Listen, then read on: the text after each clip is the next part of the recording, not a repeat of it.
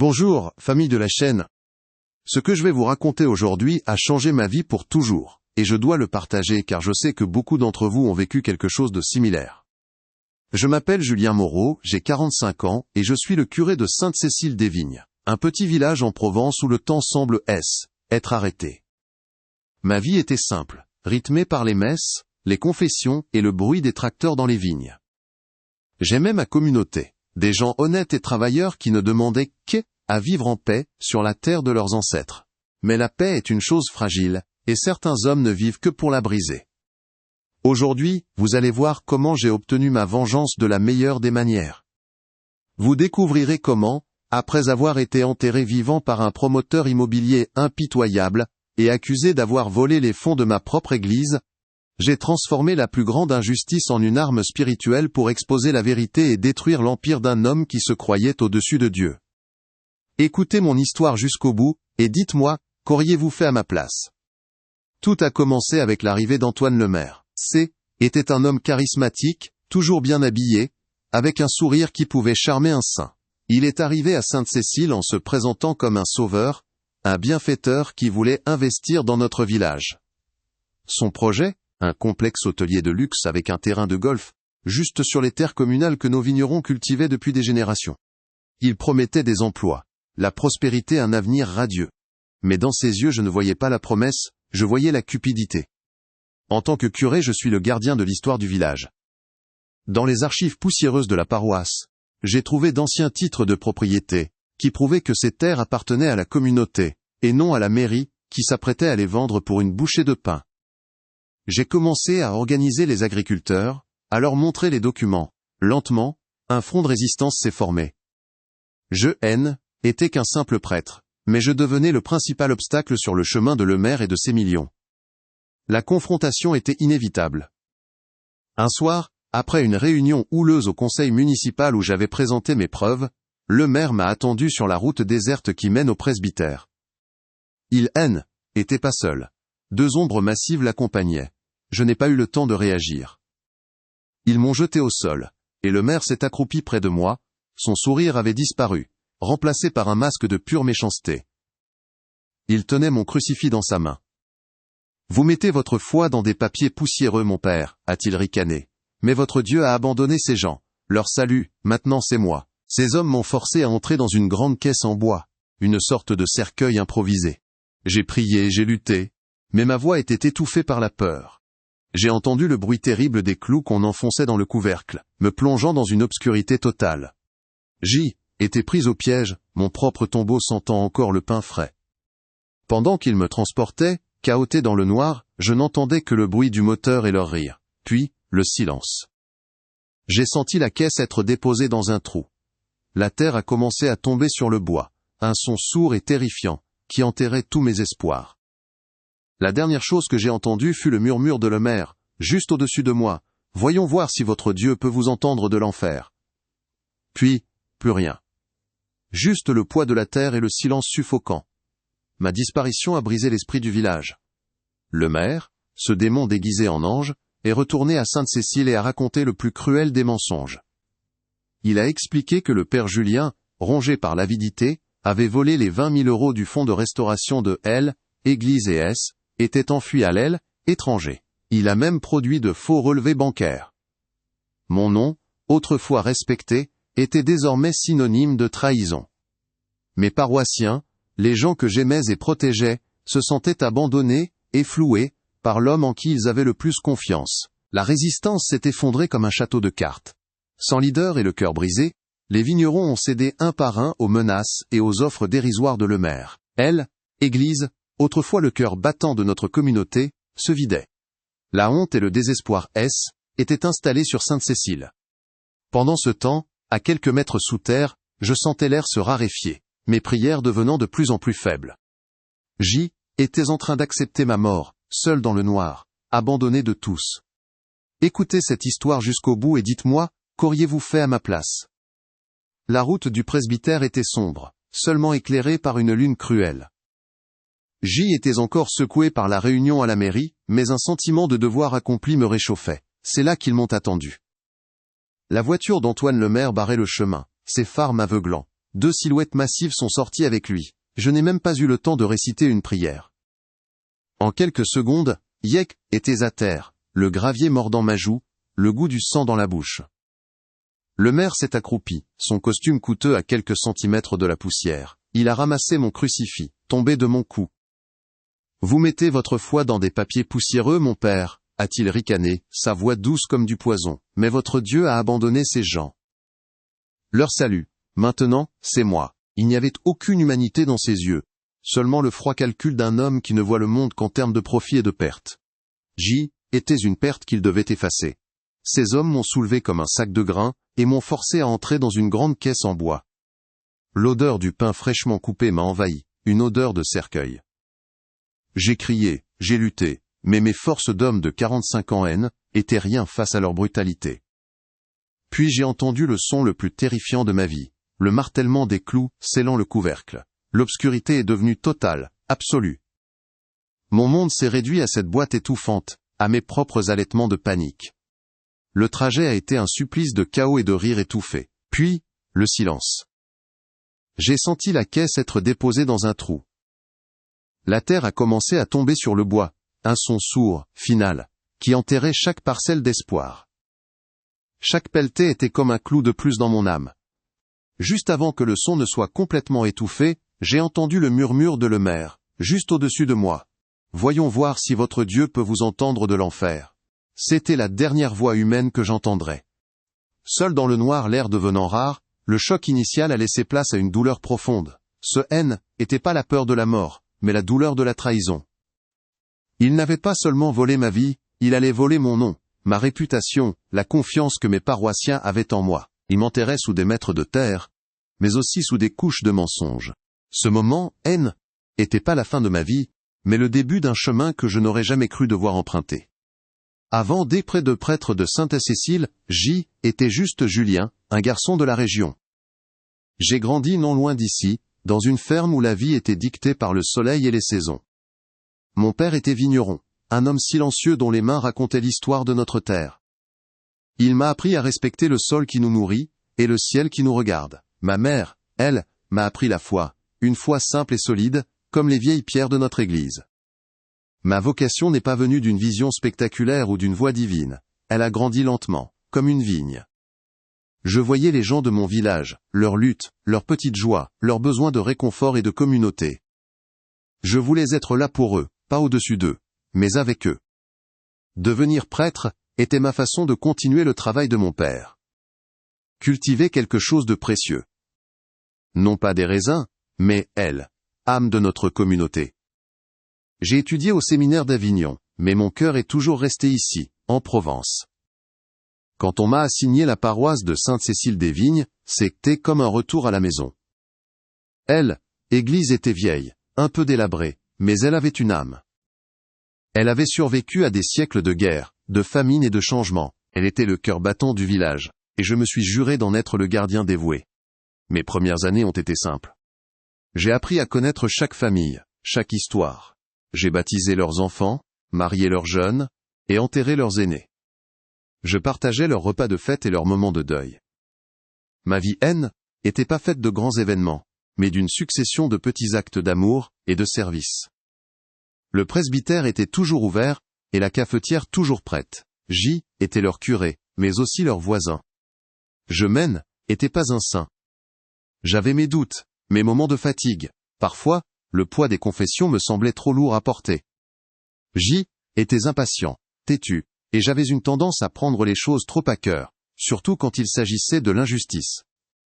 Mais ma foi, même lorsqu'elle était mise à l'épreuve, était mon encre. Elle me rappelait que même dans les moments les plus sombres, il y a toujours une lumière à chercher. L'un des plus grands trésors de l'Église, étaient ses archives. Des registres poussiéreux datant de plusieurs siècles. J'y passais des heures, fasciné par l'histoire de notre village.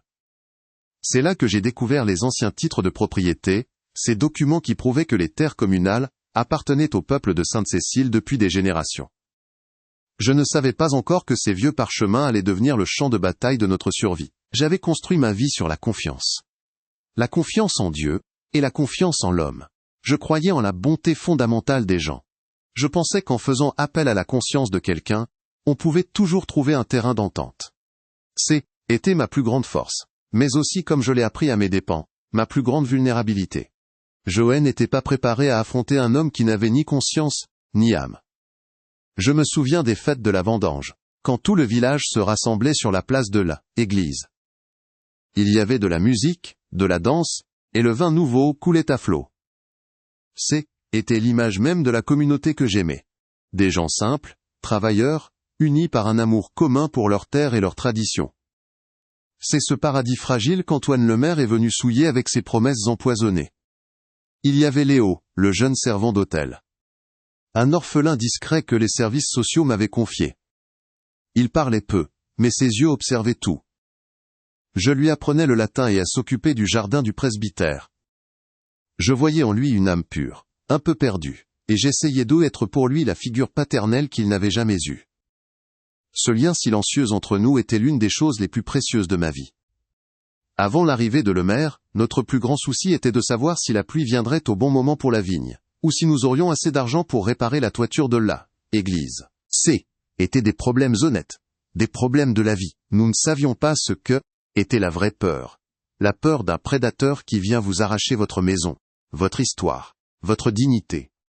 Mon combat contre Lemaire n'a pas commencé par de la haine, il a commencé par un sens du devoir. Ces terres haines étaient pas à moi, elles étaient l'héritage de générations de familles. Les vendre pour un terrain de golf de luxe était plus qu'une mauvaise affaire, était un sacrilège. Était effacer l'histoire de tout un peuple pour le profit d'un seul homme. Je ne pouvais pas rester silencieux. Ma résistance était pacifique. J'ai organisé des réunions, j'ai montré les documents aux vignerons, je les ai encouragés à ne pas céder à la peur. J'ai utilisé le seul pouvoir que j'avais, la vérité. Je pensais naïvement que la vérité suffirait. Je croyais que la loi et la morale étaient des boucliers assez solides pour nous protéger. La dernière conversation que j'ai eue avant l'attaque était avec Madame Dubois. Elle m'avait apporté une tarte aux abricots. Elle était inquiète. « Faites attention mon père, m'avait-elle dit. Cet homme Lemaire, il a les yeux d'un loup. » J'avais souri pour la rassurer, lui disant que Dieu protégeait les justes. Je me demande ce qu'elle a pensé quand elle a appris que j'avais prétendument volé la caisse de l'église. Le monde que j'avais bâti, un monde de foi, de communauté et de confiance, a été brisé ce soir-là, sur cette route déserte. L'homme qui est entré dans cette boîte en bois N, était pas le même que celui qui, par un miracle, en sortirait. Lemaire voulait me tuer, mais il a fait bien pire. Il a tué l'homme que j'y étais, pour en faire naître un autre. Un homme qui avait vu l'enfer de ses propres yeux. Tout ce que je viens de vous décrire, ma jeunesse, ma foi, mon amour pour Sainte Cécile, était ce qui était en jeu. Ce N, était pas seulement ma vie qui était enterrée sous cette terre, était elle, âme de mon village, l'héritage de mes ancêtres, la confiance de mes amis. C'est en comprenant tout ce que j'avais perdu que vous comprendrez pourquoi je devais me battre, non plus avec la vérité, mais avec les propres armes de mon ennemi. Il est très important que vous vous abonniez à la chaîne et que vous laissiez un j'aime sur la vidéo, pour que YouTube recommande cette histoire incroyable à plus de personnes. Ainsi vous nous aidez à répandre l'évangile à travers de vrais témoignages. Alors s'il vous plaît, aidez-nous dans cette noble cause. Pendant que j'étais piégé dans les ténèbres, le monde au-dessus de moi continuait sans moi, mais pas comme avant. La première chose qu'Antoine Lemaire a faite, une fois la dernière pelletée de terre jetée sur ma tombe improvisée, a été de retourner au village, et de jouer le rôle de l'ami inquiet. Il a frappé à la porte du presbytère, sachant très bien que personne ne répondrait. Il a alerté le maire, son complice silencieux, et ensemble, ils ont commencé à semer les graines du mensonge qui allait détruire tout ce que j'avais construit. La nouvelle de ma disparition s'est répandue comme une traînée de poudre. Au début il y a eu de l'inquiétude, de la confusion. Les gens se rassemblaient sur la place du village, posant des questions auxquelles personne n'avait de réponse. Mais le maire était là pour leur en donner une réponse simple et cruelle. Il a convoqué une réunion d'urgence au conseil municipal, et avec un air de profond regret, a annoncé sa terrible découverte. Le père Julien avait vidé les comptes de l'église et était enfui. Pour appuyer son histoire, il a brandi de faux relevés bancaires, des documents si bien imités que même moi j'aurais pu douter. 20 000 €, destinés à la restauration du toit de notre chère église Sainte-Cécile, étaient volatilisés. L'argent, disait-il, avait été transféré sur un compte étranger. Le choc a été brutal. L'homme qui prêchait la droiture et la générosité était dépeint comme un vulgaire voleur, un hypocrite qui avait trahi la confiance de tous. Le doute est un poison lent, au début, mes plus fidèles paroissiens ont refusé d'y croire. Impossible, disait-il. Pas notre père Julien. Mais le maire avait tout prévu. Il a rappelé mes discours passionnés contre son projet, les présentant non pas comme une défense du village, mais comme le chantage d'un homme avide, qui n'avait pas obtenu ce qu'il voulait. Mon opposition devenait la preuve de ma culpabilité. Était diaboliquement intelligent. Les gens que j'avais baptisés, mariés, consolés, commençaient à me regarder différemment, ou plutôt à regarder mon souvenir avec méfiance. Les murmures ont commencé au marché, au café. On ne connaît jamais vraiment les gens, disait-il. Surtout les hommes de Église. La honte a remplacé l'inquiétude. Ils ne se sentaient plus seulement abandonnés, ils se sentaient stupides d'avoir eu confiance en moi. Leur peine s'est transformée en colère. Le front de résistance des vignerons, que j'avais mis tant de temps à unir, s'est effondré en quelques heures. Sans leur chef, et avec le sentiment d'avoir été trahis par celui qui les avait ralliés, ils étaient perdus. Le maire n'a pas attendu. Il est allé les voir un par un, non plus avec des promesses mais avec des menaces à peine voilées. « Vous voyez ce qui arrive quand on s'oppose au progrès ?» leur disait-il. La plupart ont cédé, vendant leur héritage pour une bouchée de pain. Elle, Église, mon Église, est devenue le symbole de cette chute. Le dimanche suivant ma disparition, elle était presque vide. Seules quelques vieilles âmes, comme Madame Dubois, s'y sont assises, plus par habitude que par foi. Le cœur battant du village avait cessé de battre. Mon nom, autrefois prononcé avec respect depuis la chair, était désormais une malédiction, un synonyme de trahison et de péché. Pendant ce temps, le maire était célébré comme le sauveur de Sainte-Cécile. Il a fait un don généreux de sa poche pour remplacer les fonds que j'avais prétendument volés, s'assurant ainsi la loyauté éternelle des plus naïfs. Il était l'homme providentiel qui avait non seulement démasqué un traître, mais qui réparait aussi les dégâts. Il prospérait sur les ruines de ma réputation. Au fond de ma boîte en bois, je ne savais rien de tout cela avec certitude, mais je le sentais. Je pouvais imaginer chaque scène, chaque conversation, chaque regard de déception.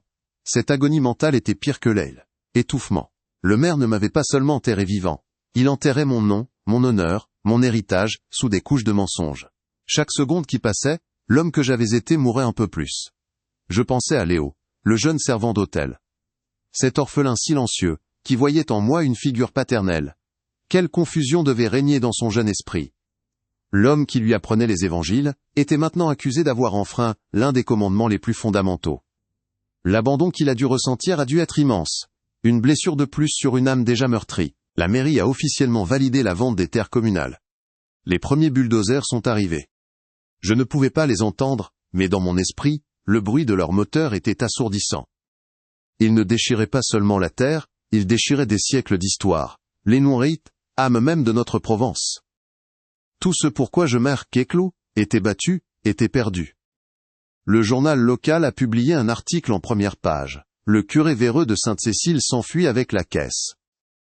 Ma photo était là, à côté de ce titre infâme. J. était devenu un fait divers, une anecdote sordide. Mon évêché, sans même chercher à enquêter, a publié un communiqué exprimant sa profonde tristesse, et annonçant mon remplacement immédiat. J. était effacé, renié par ma propre église. L'humiliation était totale. J'imaginais le maire se promenant dans le village, saluant les gens, acceptant leurs remerciements, son sourire de prédateur satisfait illuminant son visage. Il avait gagné, il avait pris la terre, l'argent, et même l'âme du village. Il avait tout pris, ne me laissant rien, pas même la dignité d'une tombe honorable. Dans cette obscurité suffocante, ma foi a vacillé comme jamais auparavant. J'ai crié vers Dieu, mais mes prières semblaient heurter le couvercle en bois et retomber sur moi vide de tout écho divin. Où était-il ? Pourquoi permettait-il qu'un tel mal triomphe ? Le silence de Dieu était plus terrifiant que le silence de la terre qui m'ensevelissait. Je me suis souvenu des visages de mes paroissiens, un par un. Le visage ridé de monsieur Martin, le vigneron têtu. Le sourire de la jeune Isabelle, que j'avais baptisée. Le regard fatigué de la boulangère. Dans mon esprit, tous ces visages se déformaient, passant de la confiance à la pitié, puis au mépris. Cette trahison collective me poignardait le cœur. Les jours et les nuits se confondaient. Le manque d'air devenait critique. Mon corps s'affaiblissait, mes pensées devenaient confuses. J'ai commencé à accepter ma fin. je n'allais pas mourir en martyr, mais en voleur. Mon dernier souvenir sur cette terre serait celui d'un homme déshonoré. Était la défaite ultime, une damnation terrestre.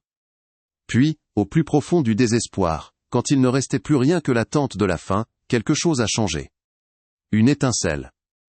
Ce N était pas de l'espoir, était autre chose. Était une colère froide, pure, qui montait du plus profond de mon être.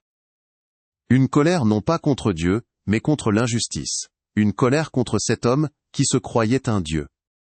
Ce N était plus une question de survie personnelle. Ma vie telle que je la connaissais, était déjà terminée. Mais la vérité, elle, N, était pas morte. La justice, N, était pas morte. Le maire avait enterré un prêtre, mais il avait réveillé quelque chose de bien plus dangereux. Un homme qui n'avait plus rien à perdre. Mon souffle était court, mais ma prière a changé. Je n'ai plus demandé à Dieu de me sauver. Je lui ai demandé de faire de moi son instrument. Seigneur, ai-je murmuré dans le noir, si tu me sors d'ici je ne serai plus seulement ton serviteur. Je serai ton glaive. Cette résolution m'a donné une force que je ne soupçonnais pas. J'ai commencé à économiser mon air, à contrôler ma panique. Chaque battement de mon cœur N était plus un pas vers la mort, mais un compte à rebours avant le début de ma vengeance. J était au fond du trou, mais pour la première fois je regardais vers le haut. Le projet de Lemaire, son empire bâti sur mes os et mes mensonges, semblait invincible. Mais il avait commis une erreur fatale. Il pensait que J était seul dans cette boîte. Il avait oublié que ma foi, même enterrée, pouvait encore déplacer des montagnes. Ou, du moins, quelques mètres de terre. Les gens du village, trompés et brisés, avaient perdu leur berger. Mais même le troupeau le plus dispersé se souvient de la voix de celui qui l'a guidé. Mon nom était peut-être souillé, mais la vérité a une façon de refaire surface, surtout quand elle a été plantée en terre comme une graine. Je ne savais pas comment, ni quand, mais je savais que je sortirais de là. Et quand je le ferais, le maire apprendrait une leçon biblique fondamentale. Il est plus facile d'affronter un lion dans son antre, que de faire face à un homme juste armé de la vérité de Dieu. Le maire avait gagné une bataille, mais il venait de déclencher une guerre sainte. Et dans cette guerre, il allait découvrir que mon Dieu n'est pas un Dieu qui abandonne les siens dans les ténèbres. C'est un Dieu de résurrection. La terre au-dessus de moi était lourde, mais le poids du mensonge qui pesait sur mon village était encore plus insupportable. Ma mission était claire. Je devais survivre, non pas pour moi, mais pour eux. Pour laver mon nom, certes, mais surtout pour leur rendre leur dignité, leur terre et leur foi. La chute était terminée. L'ascension allait commencer. Dans l'obscurité totale de ma prison de bois, alors que mes poumons brûlaient et que mon esprit commençait à lâcher prise, un calme étrange m'a envahi. Ce N n'était pas la résignation, mais une certitude glaciale. Le maire avait calculé chaque détail, sauf un, il avait sous-estimé la puissance de ce qu'il ne pouvait ni acheter ni comprendre. Il avait sous-estimé la foi. Il pensait avoir affaire à un simple prêtre, un homme de chair et de sang. Il n'avait jamais imaginé qu'en m'enterrant, il pouvait réveiller une force bien plus grande. Le maire n'avait jamais prêté attention à Léo, le jeune orphelin qui me servait à la messe. Pour lui, ce N était qu'un garçon silencieux et effacé, une autre âme sans importance dans ce village qu'il méprisait. Il ne pouvait pas savoir que Léo refusait de croire aux mensonges. Tandis que les adultes succombaient au doute, ce jeune garçon passait ses nuits à prier, non pas pour mon retour, mais pour un signe, une direction. Le maire voyait un enfant faible. Il aurait dû voir un cœur pur, le seul canal assez clair pour recevoir un message du ciel. La 3e nuit de mon calvaire, Léo a fait un rêve. Ce N n'était pas un songe confus mais une vision d'une clarté terrifiante. Il a vu la Vierge Marie, debout au milieu de la garrigue, ce paysage aride et sauvage qui entoure notre village. Elle ne parlait pas. Son visage était empreint d'une tristesse infinie, et son doigt était tendu, pointant vers un vieil olivier noueux, que tous les habitants de Sainte-Cécile connaissaient. Était un ordre silencieux, une carte tracée par une main divine. Léo s'est réveillé en sueur, mais sans aucune peur. Il était habité par une certitude absolue, une foi si puissante qu'elle pouvait déplacer les montagnes, ou du moins, quelques mètres de terre. Il n'a pas douté un seul instant. Il s'est habillé en vitesse, et a couru frapper aux portes des quelques paroissiens qui, au fond de leur cœur, n'avaient jamais vraiment cru à ma trahison. Il n'a pas supplié, il n'a pas pleuré, il a simplement raconté sa vision avec une conviction qui glaçait le sang. Au début, ils étaient sceptiques. Une vieille femme, un vigneron à la retraite. Que pouvait-il faire face au rêve d'un enfant? Mais l'intensité dans les yeux de Léo était si pure, si inébranlable, qu'elle a brisé leurs doutes. Armés de quelques pelles et de leur foi ravivée, ils l'ont suivi dans la nuit jusqu'au vieil olivier. Ils creusaient en silence, guidés par la seule parole d'un orphelin, se sentant à la fois fou et inspiré. Pendant des heures, ils n'ont trouvé que de la terre et des pierres. Le désespoir commençait à s'installer, mais Léo refusait d'abandonner. Encore un peu, répétait-il, sa petite voix pleine d'une autorité surnaturelle. C'est alors que l'appel de l'un des hommes a heurté quelque chose. Pas le bruit sourd d'une pierre, mais le son creux et sinistre du bois. Un frisson d'horreur et d'espoir les a parcourus. Ils ont redoublé d'efforts, creusant avec une énergie frénétique. Quand ils ont enfin dégagé le couvercle de la caisse et l'ont forcé, un filet d'air frais s'est engouffré dans mes poumons, une douleur exquise. La lumière de leur lanterne m'a aveuglé. J était à peine conscient, un spectre déshydraté et meurtri. Mais J était vivant. À leurs yeux, ce N était pas seulement un sauvetage. C était une résurrection. Ils n'avaient pas déterré un homme, ils avaient déterré un miracle. Ils m'ont transporté en secret chez Madame Dubois, où j'ai lentement repris des forces, caché du reste du monde. La nouvelle de ma survie n'a pas été annoncée publiquement. Elle s'est répandue comme un secret sacré parmi un cercle de fidèles. Chaque détail de l'histoire, le rêve de Léo, l'intervention de la Vierge, ma survie contre toute attente, a transformé un acte criminel en une légende sainte. Mon retour N était plus une affaire de police, C était une affaire de foi, C était là, mon avantage, mon arme secrète.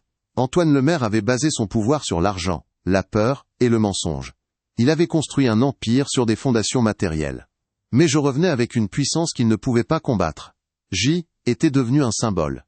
Genet était plus le père Julien, le curé accusé de vol. J était le ressuscité, l'homme que Dieu avait refusé de laisser mourir. Lemaire, dans son arrogance, avait sous-estimé la chose la plus puissante de ce village. L'homme, âme de ses habitants. Il les voyait comme des paysans ignorants, faciles à manipuler, avec des promesses de modernité. Il n'a jamais compris que leur foi, bien que simple, était plus profonde que les fondations de son futur hôtel. Il n'a jamais imaginé qu'un enfant silencieux et un vieux prêtre têtu pouvaient devenir les instruments d'une justice divine. Ma vengeance ne serait pas une question de violence ou de procès. La loi des hommes était corrompue et Lemaire savait comment la contourner. Ma vengeance serait spirituelle. Je n'allais pas le détruire physiquement, j'allais anéantir ce qui lui était le plus cher. Sa réputation, son image de bienfaiteur, le château de mensonges qu'il avait si soigneusement construit. J'avais maintenant une arme que personne ne pouvait m'enlever. Chaque parole que je prononcerais aurait le poids d'un miracle. Chaque regard que je poserais sur lui serait celui d'un homme revenu d'entre les morts. Lemaire avait voulu me faire taire pour toujours, mais il m'avait donné la voix la plus puissante qui soit, celle d'un témoin de la puissance de Dieu. Le jeu avait changé de manière irréversible. Lemaire pensait avoir gagné la partie en retirant le roi de l'aile, échiquier. Il allait bientôt découvrir que le pion le plus insignifiant, guidé par une main invisible, était sur le point de traverser tout le plateau, pour le mettre en échec et mat. Ma survie N était pas la fin de son plan, C était le début de sa chute. La peur avait quitté mon cœur, remplacé par une détermination froide et sacrée. Je N était plus une victime se cachant dans l'ombre. J était une lumière sur le point de jaillir des ténèbres. Une lumière qui allait exposer toute la saleté et la corruption de cet homme qui se prenait pour un dieu. Il avait semé l'injustice, il allait récolter un miracle. Mon plan a commencé à prendre forme, non pas dans un esprit de haine, mais avec la clarté d'une mission divine. Je n'allais pas me battre avec les armes du monde, mais avec la vérité. Une vérité si spectaculaire, si indéniable, qu'elle ne pouvait venir que du ciel. Lemaire avait enterré un prêtre. Il allait devoir affronter un saint. Avant de vous révéler comment ma vengeance s'est déroulée, il est très important que vous vous abonniez à la chaîne et que vous laissiez un j'aime sur la vidéo. Cela aidera YouTube à recommander cette histoire incroyable à plus de personnes, et ainsi, vous nous aiderez à répandre l'évangile à travers de vrais témoignages. Alors s'il vous plaît, aidez-nous dans cette noble cause. La cérémonie de signature était le couronnement de l'empire d'Antoine Lemaire. Il se tenait sur une estrade, devant ses investisseurs et les caméras de la télévision régionale, parlant de l'avenir radieux de Sainte-Cécile. Il osait même parler de foi, de communauté et de respect des traditions. Son discours était parfait, chaque mot était un mensonge poli. De l'arrière de la salle, je le regardais caché parmi les miens. J'attendais le moment que Dieu m'avait désigné, le moment où la lumière, aussi petite soit-elle, percerait ces ténèbres. Quand il a marqué une pause pour savourer les applaudissements, j'ai commencé à avancer. Léo à mes côtés, suivi par tous les visages de Sainte-Cécile, nous avons traversé la salle en silence. Le bruit des couverts a cessé, les conversations se sont tues. Les caméras se sont tournées vers moi. Le sourire de Lemaire s'est figé. Il me voyait, non pas comme un prêtre vaincu, mais comme un fantôme revenu le hanter en plein jour. Son spectacle était terminé. Le mien allait commencer. Je suis monté sur les quelques marches de l'estrade, sans hâte. Mon cœur ne battait pas la chamade. Il était calme, rempli d'une force qui, n'était pas la mienne. Je me suis arrêté à quelques pas de lui, et j'ai pris le micro. Monsieur le maire, vous avez parlé de foi avec beaucoup d'éloquence. Ai-je commencé, ma voix résonnant dans le silence total. C'est un sujet que je connais un peu. La foi nous soutient surtout quand nous sommes dans l'obscurité la plus complète, quand on nous a tout pris. J'ai alors sorti de ma poche un petit objet en bois, usé par la terre et mes doigts. Était une simple perle de chapelet, sculptée en forme d'olive. Je l'ai levée pour que tous la voient. Quand était dans cette boîte, sous terre je n'avais rien. Sauf ceci. Un des hommes qui m'ont enterré, l'a laissé tomber. C'est ce petit bout de bois, qui m'a rappelé que même dans un tombeau, Dieu ne nous oublie pas. Il a dû glisser de son poignet dans la précipitation. Mon regard n'a pas quitté le maire. Cette perle, je la reconnais. Je l'ai sculptée moi-même, dans une branche de notre vieil olivier. Je l'ai offerte, avec le reste du chapelet, à un homme qui venait d'arriver dans notre village. Un homme qui nous a juré, devant Dieu, qu'il était venu pour nous protéger, pour nous aider à prospérer. Je l'ai offerte en signe de notre confiance. J'ai fait un pas de plus vers lui. Je vous l'ai offerte à vous, monsieur le maire. Le choc sur son visage était total. Les investisseurs se sont penchés en avant, les murmures ont parcouru la salle. J'ai tendu la perle dans la paume de ma main. Il semble que votre chapelet soit cassé. Permettez-moi de vous rendre ce qui vous appartient. La caméra a obéi à un ordre invisible et a zoomé sur son poignet gauche. Là, pendant à son bracelet de montre, se trouvait le reste du chapelet, avec une perle manquante. Son accessoire fétiche, que tout le village connaissait. Le symbole de sa fausse piété était devenu la preuve de son crime. Il n'a rien dit, il ne pouvait rien dire. Son visage, autrefois si confiant, s'est décomposé en direct à la télévision. Les investisseurs se sont levés d'un seul bloc, et ont quitté la salle sans un mot. Son empire, bâti sur des mensonges, venait de s'effondrer en un instant silencieux. Je n'ai pas attendu sa réponse. J'ai laissé la perle sur le pupitre, je lui ai tourné le dos, et je suis reparti, la tête haute, suivi par mon peuple. La justice n'avait pas eu besoin de cris. Elle avait juste eu besoin de la lumière pour révéler la vérité. Si vous êtes arrivé jusqu'à la fin de la vidéo, commentez la phrase « Jésus aimait Stéboen » et n'oubliez pas de vous abonner à la chaîne pour continuer à recevoir plus d'histoires comme celle-ci.